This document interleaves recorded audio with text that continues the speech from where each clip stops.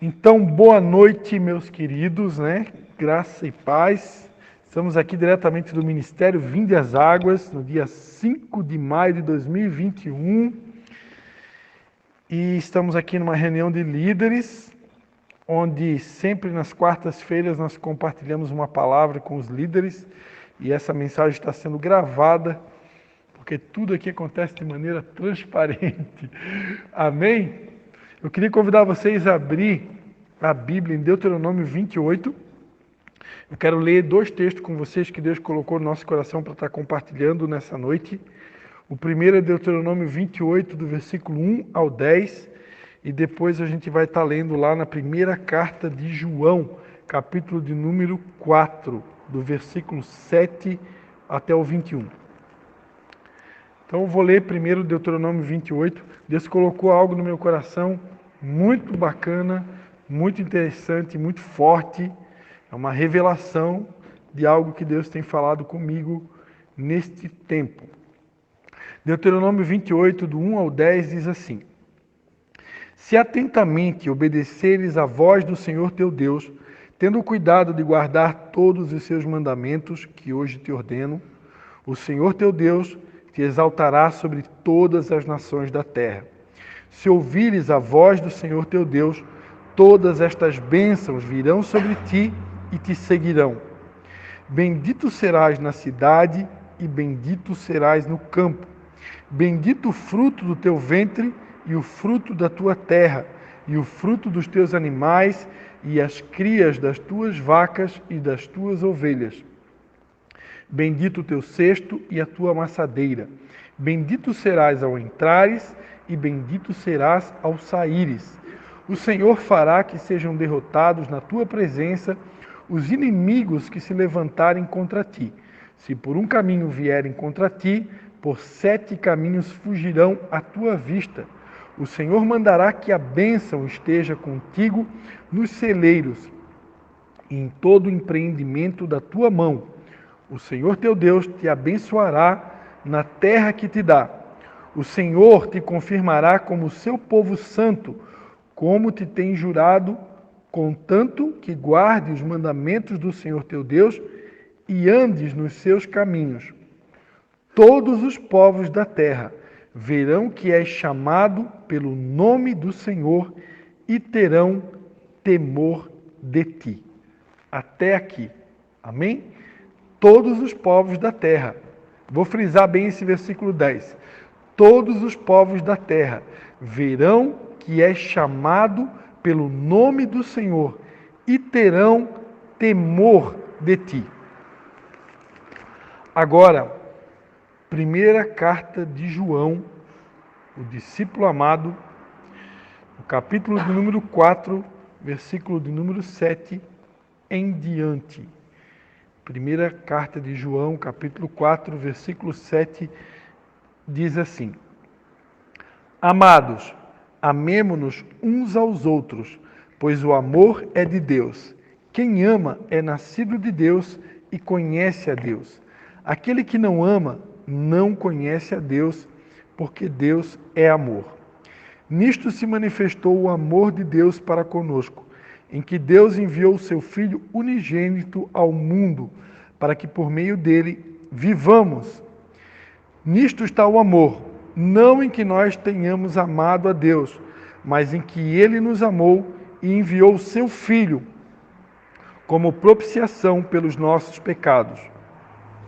Amados, se Deus assim nos amou, nós também devemos amar uns aos outros. Ninguém jamais viu a Deus. Mas se amarmos uns aos outros, Deus está em nós e em nós é aperfeiçoado o seu amor. Nisto conhecemos que estamos nele e ele em nós, por ele nos ter dado do seu Espírito. E vimos e testificamos que o Pai enviou seu Filho como Salvador do mundo. Todo aquele que confessar que Jesus é o Filho de Deus, Deus está nele e ele em Deus. E nós conhecemos e cremos no amor que Deus tem por nós. Deus é amor. Quem está em amor está em Deus e Deus nele. Nisto é aperfeiçoado em nós o amor.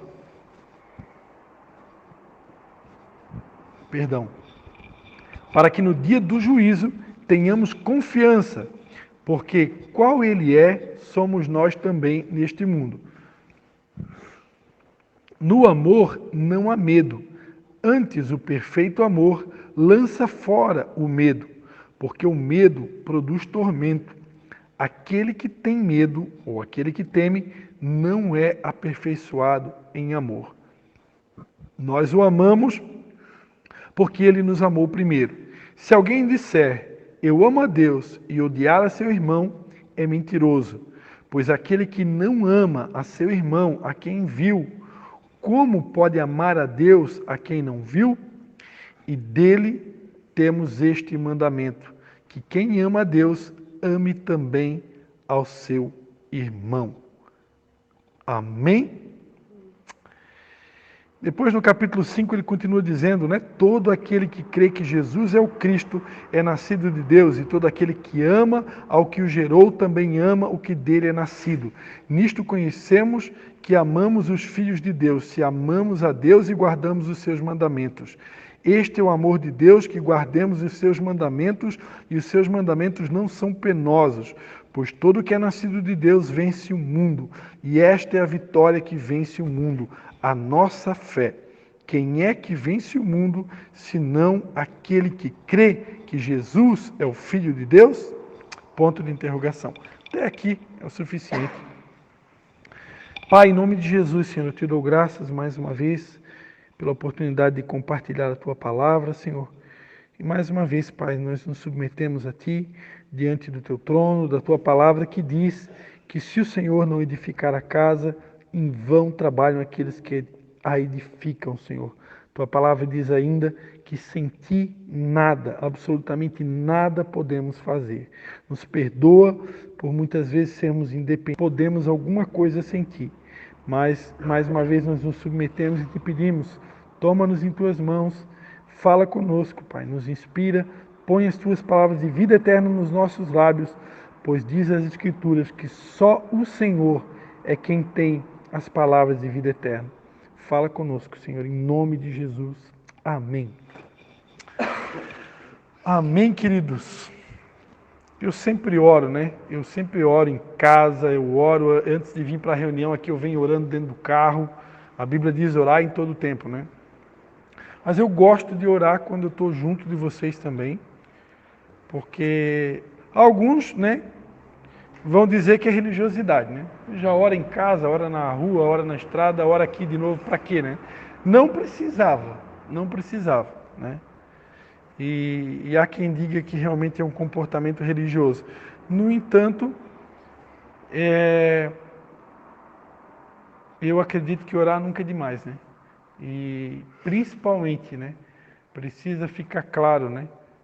Até para vocês, né, que são discípulos, né, e para aqueles que nos ouvem também, que esse ensinamento de João 15:5, né, que eu tenho até na capa da minha Bíblia para nunca esquecer, né? Para mim, isso aqui é uma das principais pérolas da Bíblia. Se existe uma pérola da Bíblia, é João 15:5.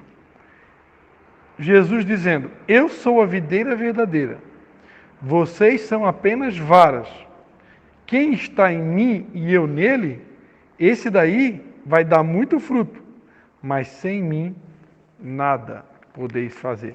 Para mim, Pastor Christian, João 15:5 é uma das maiores pérolas na Bíblia. Quando a gente entende que sem Jesus eu não posso nada, meu Deus, eu descobri o ouro do ouro, né? Quando eu entendo isso, eu começo a tudo aquilo que eu faço, por mais que eu tenha conhecimento, por mais que eu tenha experiência, por mais que eu tenha sabedoria, por mais que eu tenha cabelos brancos, mais de 60, 70, 80 anos, ainda assim, perante a Bíblia, sem Jesus, eu não sou nada, eu não posso nada, né? E quando eu tenho esse entendimento, eu sempre vou orar, eu sempre vou me submeter, eu sempre vou reconhecer, eu sempre vou pedir que Ele nos capacite, nos oriente. Como diz o salmista, né? Não a nós, Senhor, não a nós, mas ao Teu nome seja dada toda a glória. Não a nós, né? Não a nós. Nós, se fazemos alguma coisa de bom, é por causa da inspiração e da sabedoria que vem dele. Amém? Amados, hoje eu pretendo ser breve. Eu queria compartilhar algo poderoso que Deus tem ministrado no meu coração. Mas eu quero chamar a atenção a 2 pontos. Das 2 leituras que eu fiz, eu quero chamar a atenção 2 pontos. O primeiro ponto está em 1 João, capítulo 4, versículo 20, que diz assim: se alguém disser, eu amo a Deus, e odiar a seu irmão, é mentiroso. É mentiroso, pois aquele que não ama seu irmão a quem viu, como pode amar a Deus a quem não viu? Esse versículo é um versículo que me preocupa muito, né? Porque nos dias de hoje, eu me considero uma pessoa que eu não tenho inimigos, né? Essa foi a minha última pregação lá na casa da pastora Vera, né? Vocês lembram, né? Quarta-feira passada eu ainda ministrei. Eu sou uma pessoa que eu considero que eu não tenho inimigos. Para mim, o meu único inimigo é Satanás. Eu não admito entrar na minha mente, isso é eu, pastor Christian, né? Cada um tem as suas teologias e filosofias. Na minha mente, eu não admito entrar na minha mente que eu tenha, ou que eu possa ter, a possibilidade de ter qualquer tipo de inimigo que não seja Satanás. Eu não admito, isso é uma característica minha, né? Eu não admito na minha mente, entrar na minha mente que um outro cristão, um outro irmão de fé, seja meu inimigo. Eu não consigo ver dessa forma. Eu não consigo. Por mais que a própria Bíblia abra margens para isso, né? Nós até lemos aqui um texto de Deuteronômio 28 que fala sobre os inimigos e tal, e tem vários versículos na Bíblia que falam sobre inimigo, mas em se tratando de cristãos, de povo de Deus, eu vejo todos como meus irmãos. Embora eu sei que alguns tenham crenças diferentes, teologias diferentes, fé diferente, enfim, eu não vejo ninguém como meu inimigo. Para mim, todos são meus irmãos, embora alguns tenham posicionamentos diferentes, crenças diferentes, para mim são todos irmãos. Então eu nunca vou admitir que na minha mente pessoas de outra crença, outra fé, outra visão, né? Porque a Bíblia diz lá em Joel, né, que nos últimos dias o Espírito Santo seria derramado sobre toda a carne, né? Joel capítulo 2, né? Versículo de número 28, diz que depois derramarei o meu Espírito sobre toda a carne, e os vossos filhos e as vossas filhas profetizarão, os vossos velhos terão sonhos, e os vossos jovens terão visões. Então aqui, Joel 2, 28, fica claro, né? Visões não é no singular, é no plural. Então, a Bíblia diz que Deus daria visões, né, para os jovens. Então, a Bíblia não fala que Deus daria uma única visão para a igreja, né? A Bíblia diz que Deus daria visões. Por que plural? Porque Deus é um Deus que tem a sabedoria de Deus, é uma sabedoria multiforme, né? Deus não é um Deus limitado, tapado, que dá apenas um dom, ou apenas uma característica, ou apenas uma visão para o corpo dele. Deus dá sabedoria multiforme, Deus dá visões distintas, para que, somando-se essas visões, ou essas maneiras de identificar, de verificar, ou de enxergar o mundo, e até mesmo a forma pelo qual os ministérios são conduzidos, somando, se forme realmente um corpo. Se todo mundo tivesse a mesma visão, se todas as igrejas, todas as denominações tivessem a mesma visão, e fosse todo mundo igualzinho, a gente não seria um corpo. Mas como são todos diferentes, com visões diferentes, com crenças diferentes, isso é a beleza do corpo, né? Isso trata da beleza do corpo. Como diz lá em 1 Coríntios, quando Deus vai dizer que um é olho, o outro é boca, o outro é nariz, enfim, cada membro do corpo tem funções diferentes, características diferentes, para que justamente nós possamos formar um corpo. Se todo mundo fosse igualzinho, não haveria um corpo. Então Deus criou assim. Deus fez a gente diferente, com crenças diferentes, com visões diferentes. Para quê? Para que existisse um corpo e a gente pudesse crescer aprendendo uns com os outros. Baseado nesse raciocínio, eu não vejo ninguém do corpo de Cristo como inimigos. Para mim são todos amigos, irmãos, e eu procuro confiar e acreditar em todos, né? Até porque a Bíblia diz lá no livro de Jó que há esperança para a árvore, mesmo que seja cortada, ao cheiro das águas dará ramo, como uma planta nova. Então, para Deus tem esperança para todo mundo. Eu acredito que tem esperança para o drogado, tem esperança para o viciado, tem esperança para o alcoólatra, tem esperança para a prostituta, tem esperança para o heterossexual, homossexual, homofóbico, tem esperança para quem é de extrema direita, de extrema esquerda, de centro, tem esperança para quem é esquisito e para quem não é, tem esperança para tudo e para todos. Esse é o evangelho que nós cremos, o evangelho que é capaz de transformar qualquer um, né? O dia que eu deixar de crer que esse evangelho aqui pode transformar o doido, o esquisito, o louco, o diferente, então eu rasgo a minha Bíblia, né? Eu deixo de pregar esse evangelho. Esse evangelho aqui é capaz de transformar, né, um bandido num empresário, um mendigo num profissional de sucesso, né? Num grande pregador do evangelho. Esse é o evangelho, né, que nós pregamos. Então, baseado em tudo isso aí, vou repetir, eu não admito entrar na minha mente essa possibilidade de um outro cristão ser meu inimigo. Ele pode, na mente dele, ele pode até se achar que é meu inimigo, pode pensar do jeito que quer, mas eu, na minha mente, não admito, né? Então, eu trabalho e lido com todo mundo como meu amigo, e por isso que Jesus vai dizer, né, que bem-aventurados os puros de coração, né, porque serão chamados filhos de Deus. Eu acredito que na ótica de Jesus só é considerado filho legítimo, filho de Deus legítimo, aqueles que procuram ser puros de coração, né? Aqueles que procuram ser puros de coração.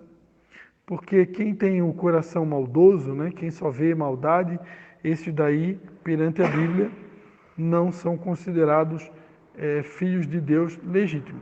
E a Bíblia também diz lá no Salmo, né? Quem subirá ao monte santo do Senhor? Quem que vai subir ao monte santo do Senhor? Será que é todos que vão subir ao monte santo do Senhor? Não, só aqueles que são limpos de mão e puro de coração, e que não entregam sua alma à vaidade, e nem juram enganosamente. Salmo 24, 4. Estes daí receberão do Senhor a bênção e a justiça do Deus da sua salvação. Tal é a geração daqueles que o buscam, daqueles que buscam a tua face, ó Deus de Jacó.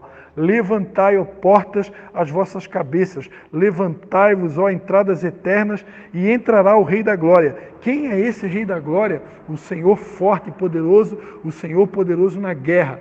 Levantai, ó portas, as vossas cabeças, levantai-vos, ó entradas eternas, e entrará o Rei da Glória. Quem é esse Rei da Glória? O Senhor dos Exércitos. Ele é o Rei da Glória. Amém? Então, para subir no Monte Santo, não é para qualquer um, né? É só para quem é limpo de mão e puro de coração. Quem não se entrega à vaidade e nem jura enganosamente. Então, por que eu estou falando tudo isso, irmão? Por que toda essa introdução gigantesca? Porque, por incrível que pareça, nos dias de hoje eu tenho encontrado pessoas na rua, pessoas conhecidas, né?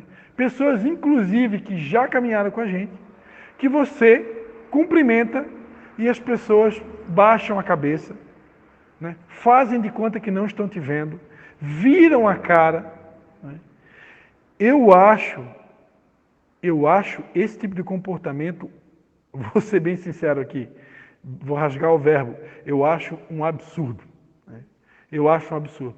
Perante as Escrituras Sagradas, as pessoas que têm esse tipo de comportamento, que viram a cara para você, que fazem de conta que não estão te vendo, que tratam você como um inimigo, perante as Escrituras Sagradas, aquele que não ama seu irmão, a quem vê ou a quem viu, como pode amar a quem não viu? Né? Perante a palavra de Deus, essas pessoas estão em trevas, porque as trevas lhe cegaram os olhos. Né? Então nós precisamos interceder, precisamos orar por essas pessoas, né? Que têm esse tipo de comportamento. Né? Porque estão em trevas, né? Estão completamente cegas, completamente perdidas e precisam, né, da nossa intercessão. E que Deus tenha misericórdia de nós, porque nem sempre a nossa atitude diante de pessoas que agem ou reagem dessa forma para conosco, nem sempre a gente tem, num primeiro momento, uma atitude de orar, de interceder, de se colocar na brecha, né? de como sacerdote mesmo, dobrar o joelho e botar a cara no pó, rasgar o coração e dizer: Senhor, tem compaixão. Porque se essas pessoas estão assim, né, com certeza não são as únicas. E isso impede o evangelho de romper, do reino avançar.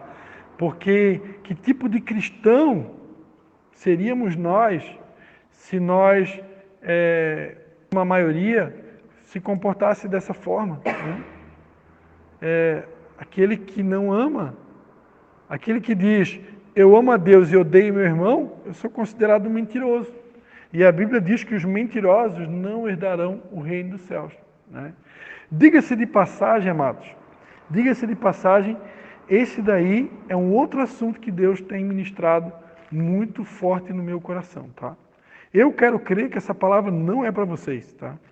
Eu, até hoje, não consigo acreditar que um cristão que conhece a palavra de Deus tenha essa capacidade de mentir. Né? A palavra de Deus diz, em Apocalipse 21, 8, Apocalipse 21, do 5 em diante, né? O que estava sentado no trono disse: faço nova todas as coisas. E disse-me: escreve, pois essas palavras são verdadeiras e fiéis. Disse-me mais: está cumprido. Tetelestai, né? Eu cumpri, está cumprido, acabou. Eu sou o alfa e o ômega, o princípio e o fim. Quem tiver sede, de graça lhe darei da fonte da água da vida. Quem vencer, herdará todas essas coisas, e eu serei seu Deus, e ele será meu filho.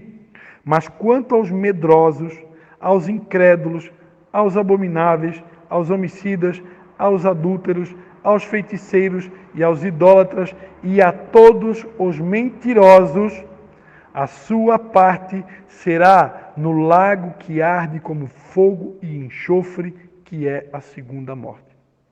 Então, aqui nessa lista das pessoas que não vão herdar o reino de Deus e que serão lançadas no lago de fogo e de enxofre, aqui tem medrosos, aqui tem incrédulos, aqui tem abomináveis, tem homicida, tem adúltero, tem feiticeiro, tem idólatra. Mas eu quero me chamar a atenção aqui hoje, de maneira específica, aos mentirosos. Mentira não é só mentira não é só não falar a verdade. Mentira também é quando eu falo uma meia-verdade. Ou quando eu conto a famosa história da carochinha, a famosa lenda, né? Quando eu conto uma meia-verdade. Né? É muito comum isso a gente dizer que é a famosa história do pescador. Né? O pescador saiu para pescar, aí ele pegou lá, o Darlan foi pescar, pegou um robalo de 1,5 kg, só que ele vem e conta para todo mundo que pegou um robalo de 2 quilos. Opa, já aumentou 500 gramas. Ou seja, ele contou uma verdade, ele realmente saiu para pescar, ele realmente pescou o robalo, até aí está tudo bem. Só que o robalo que ele pescou não era de 2 quilos, era 1,5 kg. Então, quer dizer, meia verdade é mentira. Né? 99% de verdade e 1% de mentira é mentira. Para Deus, Deus é santo. Deus não tem esse negócio de meia verdade. Então, eu vejo que tem muitos cristãos que por medo de não serem aceitos, medo de serem rejeitados, medo de serem perseguidos, eles omitem a verdade e falam essas meias verdades. E muitas vezes tem cristãos tendo comportamento dissimulado. Né? É que nem aquilo que aconteceu com Pedro. Né? Aconteceu com Pedro lá, eu acho que lá em Atos dos Apóstolos, né? Acho que foi Paulo que repreendeu Pedro na cara. Repreendeu Pedro na cara. Por quê? Porque ele era repreensível. Por que Pedro estava repreensível? Porque Pedro, diante dos gentios, Deus havia chamado Pedro para pregar aos gentios também, né? Assim como Paulo foi levantado quase que exclusivo para pregar para os gentios, mas Paulo não pregou só para os gentios, Paulo também pregava para os judeus. Né? Paulo tinha um ministério muito amplo, ele pregava tanto para gentios como para judeus. Agora, Pedro, num determinado momento, ele estava pregando só para judeus, e Deus levantou ele para ir até uma família, a família de Cornélio, que era uma família de gentios. E aí Pedro foi lá, teve aquela experiência, só que, diante dos judeus, Pedro, ele tinha outro comportamento. Ele era dissimulado, ele não admitia, né? Ele não admitia que Deus também tinha levantado ele para pregar para gentios. Em alguns momentos ali, ele omitiu essa nova revelação que Deus deu a ele, de que os gentios também eram escolhidos de Deus. Né? É como nos dias de hoje, né? Como nos dias de hoje, vou rasgar o verbo aqui, como nos dias de hoje, Deus tem deixado muito claro pelo Espírito Santo de Deus que para Ele, como Pai, não há diferença, né, entre assembleano, batista, universal, católico, presbiteriano, metodista. Deus é Pai de todos, ama todos e quer salvar a todos. Ele, como Pai, não faz acepção de pessoas. Né? Então, eu seria um hipócrita, né, ou um dissimulado se eu, quando estivesse fazendo essa fala aqui, como eu fiz aqui agora, eu omitisse o nome de algumas denominações por preconceito, né, ou até mesmo para tentar, vamos dizer assim, evitar uma possível perseguição. Né? Eu estaria sendo um covarde diante da revelação que Deus já me deu, diante de tudo aquilo que Deus mudou, diante de tudo aquilo que Deus já me revelou e me mostrou. Então, às vezes, eu vejo que tem cristãos que são covardes, né, são dissimulados. Na frente de algumas pessoas, elas agem de um jeito, e na frente de outras, elas agem de outro. Né? Para quê? Para tentar evitar uma possível perseguição. Isso daí, ao meu ver, é covardia. Né? E os covardes não herdarão o reino dos céus, assim também como os mentirosos. Então tem que ser verdadeiro. Né? Jesus sempre que falava, ele falava, em verdade vos digo. E às vezes nós temos vergonha de... Eu acredito que eu não tenho, mas enfim. Eu estou falando aqui em nome da classe cristã, então vamos lá. Vamos por identificação. Às vezes eu tenho vergonha do comportamento de um determinado irmão, ou eu tenho vergonha de falar em público que Deus usa alguns determinados irmãos também para contribuir com o meu ministério, para somar no meu crescimento espiritual, para somar na minha edificação espiritual. Né? Os verdadeiros filhos de Issacar. E aí Como muitas vezes eu tenho vergonha de admitir isso, né, em determinados públicos e ambientes, aí eu vou lá e eu omito essa informação, né? Eu omito essa informação e eu dou todo o crédito apenas para uma pessoa ou para quem eu acho que eu tenho que dar o crédito, né? Isso aí é dissimulação também, né? Isso aí é dissimulação. Então, é mais ou menos assim. Vocês têm vergonha do pastor de vocês, né? E aí, quando vocês escutam alguma coisa sobre o pastor de vocês na rua, não, ele não é meu pastor, ele é só meu amigo, né? É mais ou menos o que aconteceu com Jesus, né? Com Pedro e Jesus, né? Chegaram para Pedro, mas tu também é um deles, tu fala como um deles, tu se comporta como um deles. Aí Pedro disse, não, nem conheço esse Jesus aí que vocês estão falando, nem conheço ele, nem tenho intimidade com ele, nem me relaciono com ele. E aí chegou uma segunda pessoa, não, mas tu fala como um deles, tu está meio parecido como ele. E aí Pedro disse, não, eu nem conheço esse cara que vocês estão falando aí, eu nem sei quem é. E aí chegou uma terceira pessoa, disse, não, mas tu se comporta como um deles, tu tem até um jeito dele, né? E aí pela terceira vez Pedro disse, não, essa pessoa aí nem conheço ele, não tem intimidade, não tem nada, esse camarada aí nem sei quem é, né? Deve ser um indigente, é o Zé Mané. E aí diz que o galo cantou, né? O galo cantou, e aí aí caiu a ficha, né? Aí caiu a ficha, e a Bíblia diz que Pedro chorou amargamente, né? Porque ele havia negado o seu mestre 3 vezes. Então, nós temos que prestar muita atenção, né? Se nós muitas vezes não estamos negando a Jesus. Amém? E a segunda coisa, o segundo ponto que eu quero focar aqui para não fugir muito daquilo que Deus colocou no meu coração. Se vocês prestarem atenção, nos 2 textos que eu li, tanto Deuteronômio 28 como 1 João 4, Deuteronômio 28, no versículo 10, ele vai dizer assim, ó, todos os povos da terra verão que és chamado pelo nome do Senhor e terão temor de ti. Na versão Almeida Revista e Corrigida, diz que se eu ouvir a Deus e obedecer a Deus, todos os povos da terra vão ver que eu sou chamado pelo nome do Senhor e vão ter temor de mim.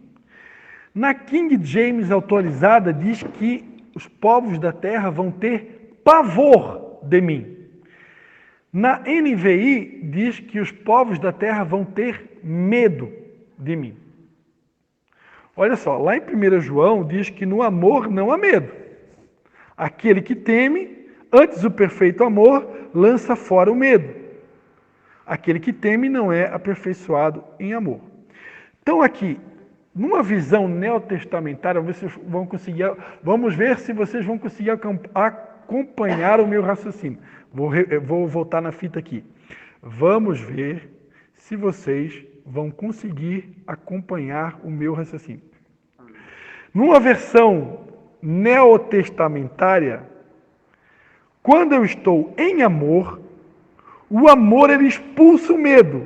O amor, Deus é amor, né? Quando eu estou em Deus, quando eu estou conectado a Deus, quando eu estou perto de Deus, quando eu estou com Deus, a Bíblia diz que Deus vai expulsar todo o medo. E que automaticamente eu não vou ter medo de nada, correto? Só que lá no Antigo Testamento está dizendo que se eu ouvir a Deus e resolver obedecer a Ele, os povos da terra vão ter medo de mim. Olha só. Então, na King James, diz que as pessoas vão ter pavor de mim se eu obedecer a Deus. Se eu for uma pessoa obediente a Deus, que ouve o Espírito Santo e obedece, diz que os povos da terra vão ter pavor. O que é pavor? No dicionário, pavor significa excesso de medo, ou seja, um grande medo ou um grande susto. Visão vetrotestamentária, se eu obedecer a Deus, as pessoas vão ter um grande medo ou um excesso de medo em relação à minha pessoa. E elas poderão até se assustar, um grande susto, pavor. Pode até se assustar com a minha presença. Olha só, a minha presença pode assustar as pessoas. Vocês vão entendendo aqui onde é que Deus quer chegar com essa palavra.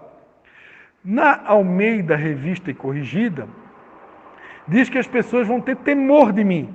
O que é temor? Segundo o dicionário, temor é respeito. Um respeito profundo ou reverência. Temor é um profundo respeito ou reverência. Então, traduzindo, se eu for uma pessoa obediente a Deus, que ouve o Espírito Santo e obedece sincronizadamente os seus passos, as pessoas vão ter um respeito profundo pela minha pessoa e uma reverência pela minha pessoa. Ok?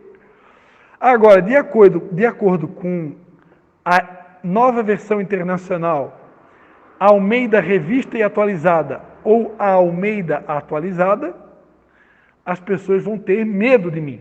Se eu obedecer a Deus, elas vão ter medo de mim. E medo, no dicionário significa receio, consciência de perigo. Ou seja, as pessoas vão achar que é perigoso se relacionar comigo. Vão ter receio de se relacionar comigo. Então, sabendo de tudo isso, de toda essa revelação que Deus está nos dando na noite de hoje, qual a conclusão que eu chego? Pastor Christian, qual que é a conclusão que eu chego? A conclusão que eu chego é que o fato de eu seguir a Deus e me esforçar para ser obediente a Ele e fazer tudo aquilo que Ele me ensina, vai de alguma maneira assustar as pessoas. Correto? É o que diz aqui. E sabendo disso, sabendo que eu preciso atrair as pessoas, não para mim, mas para Cristo, né? E para o Evangelho, sabendo que, de alguma maneira, eu poderei assustar as pessoas, eu poderei causar algum sentimento de afastamento, então, o que eu preciso fazer para evitar ou tentar impedir que isso aconteça, se é que é possível? Primeiro ponto, né? Me encher de amor. A única coisa que pode barrar o medo, ou impedir o medo, ou neutralizar o medo, ou o pavor, ou o receio, enfim, é o amor. E aí eu chego a uma conclusão. Se existem pessoas que têm medo da minha pessoa, se existem pessoas que têm medo de se aproximar de mim, se tem pessoas que não querem ter comunhão comigo, ou não querem ter relacionamento comigo, porque têm medo de mim, ou têm receio da minha pessoa, ou se assustaram com algum tipo de comportamento, palavra ou atitude minha, então eu chego a uma conclusão, né? Eu preciso amar mais. Eu preciso ter mais atitudes de amor. Se eu não estou conseguindo atrair as pessoas, pelo contrário, eu estou afastando as pessoas não se sentem atraídas pela minha pessoa, pelos meus convites, então quer dizer que eu preciso crescer em amor. Quer dizer que a forma que eu estou utilizando para expressar amor não está sendo suficiente. Eu preciso romper em amor, eu preciso orar a Deus para que Deus realmente me ensine, ou faça com que eu conheça a largura, a altura, a profundidade do amor de Deus, como está escrito lá em Efésios, para que então, de fato, eu possa ser cheio desse amor, cheio desse perfume, né? Porque o amor de Cristo, para mim, ele é um perfume. Ele é como um perfume que atrai. Então, realmente, eu chego à conclusão que está faltando esse perfume na minha vida. E se está faltando esse perfume na minha vida, com certeza está faltando na vida de muitos cristãos, porque perante a Bíblia nós somos um corpo, né? Então, se falta em mim, com certeza está faltando para muitos, né? Então, que Deus tenha misericórdia de nós, né? Se nós afastamos mais as pessoas do que atraímos, Nós, como cristãos, como igreja, precisamos nos colocar na brecha, conforme está escrito lá em Ezequiel, e pedir perdão a Deus, que Deus tenha misericórdia de nós. Porque nós, ao invés de atrair, estamos afastando. Ao invés de atrair, estamos causando receio. Muitos estão olhando nós como um perigo, né? Eu quero ficar mais com a visão neotestamentária e acreditar que se eu estiver cheio de amor e cheio de atitude de amor, tomado pelo amor, e Deus é amor, eu acredito que ao invés de afastar, de causar receio, de causar susto ou medo, eu vou atrair. E aí eu quero ficar com a Almeida Revista e Corrigida, né? Eu quero crer que a tradução mais correta para Deuteronômio 28:10 seja respeito profundo e reverência. Eu quero crer que se eu for uma pessoa obediente a Deus e temente a Deus, que obedece o Espírito Santo, eu quero crer que Deus vai causar respeito profundo e reverência das outras pessoas em relação à minha pessoa. Não medo, não pavor, não receio. Porque no amor não há medo, né? Se eu estou em amor, não há medo. Então, respeito sim. As pessoas terão respeito de nós, terão reverência, mas não medo. Se as pessoas estão tendo medo de nós, ou receio, ou pavor, ou consciência de perigo em relação a nós como cristãos, quer dizer que nós estamos capengando ou fracassando no exercício do amor. O nosso amor tem sido raso, o nosso amor tem sido insuficiente, né?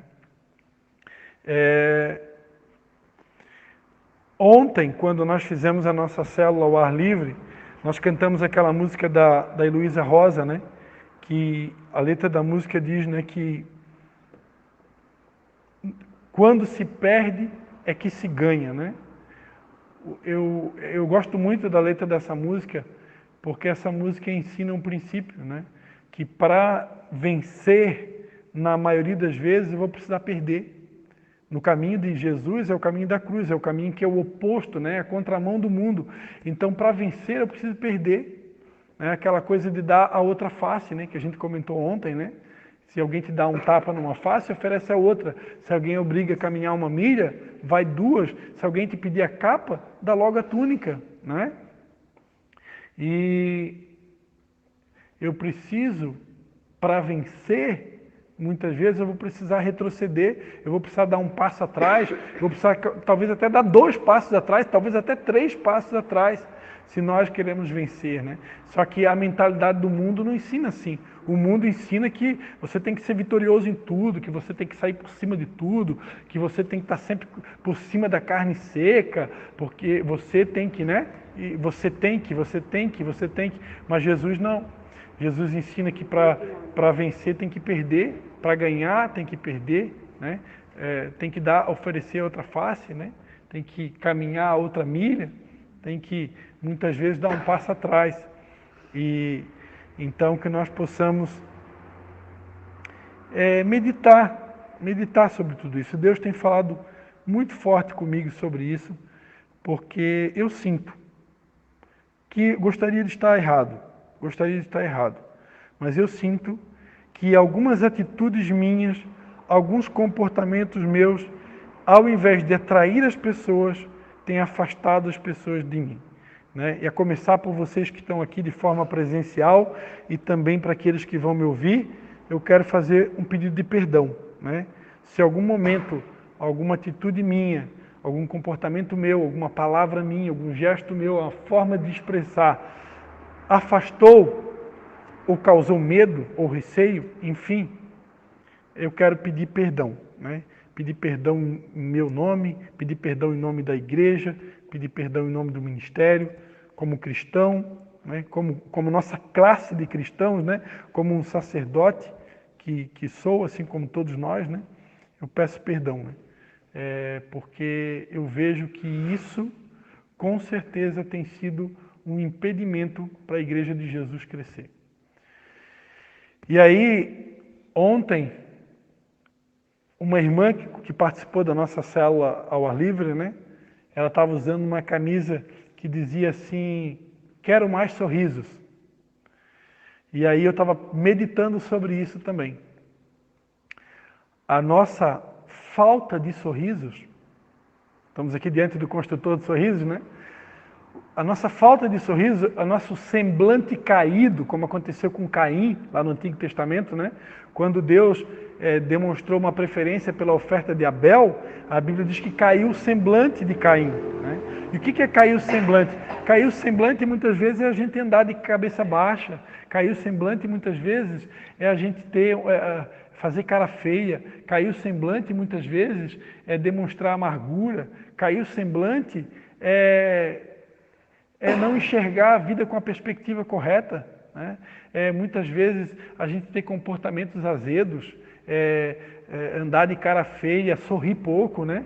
E essa falta de sorriso, essa falta de ter um semblante de um vitorioso, um semblante de um verdadeiro filho de Deus, essa carência disso tem impedido o evangelho de avançar.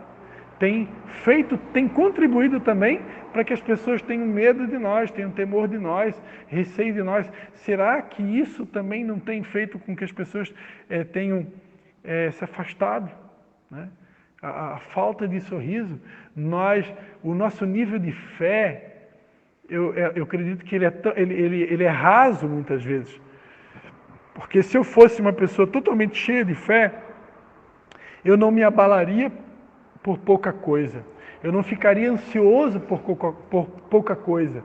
Mas porque eu fico ansioso, porque o meu nível de fé é raso, então aí o meu semblante cai, o meu sorriso murcha, e isso tudo contribui para que as pessoas não se aproximem. Né? E aí eu quero encerrar essa palavra dizendo, né, que, como Jesus disse, que os filhos das trevas são mais prudentes que os filhos da luz. Eu tive um professor de marketing, quando eu fiz faculdade de administração de empresas, eu tinha um professor de marketing que eu nunca vi em nenhum momento dos 4, 5 anos que eu fiz faculdade, eu nunca vi ele em nenhum momento com semblante caído. Eu nunca vi ele sem estar sorrindo. E eu acredito, pelo que eu me lembro, ele nem era cristão. Mas 5 anos que ele foi meu professor de marketing, ele estava sempre sorrindo em todas as aulas. Né? E aí eu penso, poxa, se uma pessoa que não é cristã consegue sorrir o tempo todo, eu acredito que nós precisamos romper.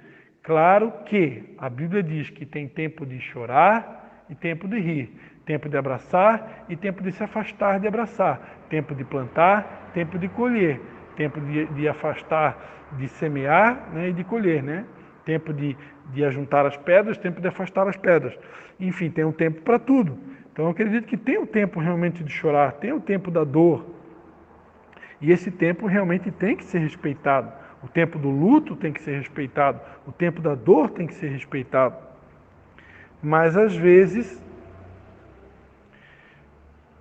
o que tem feito com que o nosso semblante caia, o que a gente cause medo nas pessoas e afaste as pessoas, não necessariamente é um momento de luto ou de dor, mas muitas vezes é a nossa ansiedade, é a nossa falta de fé em Deus, é a nossa falta de confiança no Senhor e até mesmo a nossa falta de amor. Né? Que nós possamos meditar em tudo isso, que nós possamos refletir em tudo isso e que, acima de tudo, nós possamos orar para que Deus aumente o nosso amor. Porque eu ainda acredito que o grande ingrediente ou o principal ensinamento, o grande mandamento que nós como igreja precisamos viver é o amor. O amor é que cura, o amor é que atrai, o amor é que restaura, o amor é que transforma. Tudo que nós precisamos é de mais amor, né? É nos embriagar de amor. aprender a perder para ganhar. E muitas vezes com o intuito de querer ganhar, de querer vencer, como se nós estivéssemos concorrendo com alguém, disputando com alguém, ou até mesmo com irmãos em Cristo, nós acabamos fazendo tudo errado e entristecendo o coração de Deus. Que Deus nos perdoe e que Deus nos dê uma segunda chance. Amém? Vamos orar.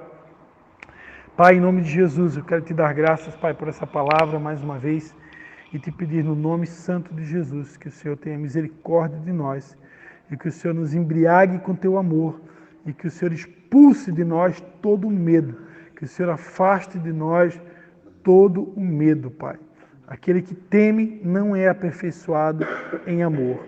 Perdoa-nos, Pai, por muitas vezes nós abrigarmos o medo no nosso coração e perdoa-nos também por as vezes que causamos medo nas outras pessoas, Pai.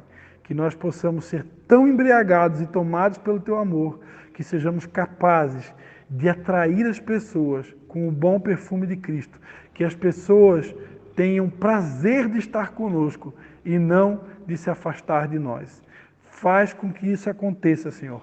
Nós, por nós mesmos, não temos poder de realizar, porque está escrito que é o Senhor é quem opera o querer e o efetuar. Por isso nós te pedimos, nós suplicamos, nós nos humilhamos debaixo da tua potente mão, primeiramente te pedindo perdão e segundo, Pai, pedindo que o Senhor nos transforme, que o Senhor nos molde, que o Senhor nos embriague de uma maneira tão profunda com teu amor, ao ponto, Pai, de atrair as multidões para a honra e glória do teu santo nome. A ti seja a honra, a ti seja a glória, a ti seja o louvor para todo sempre, em nome de Jesus. Amém e amém.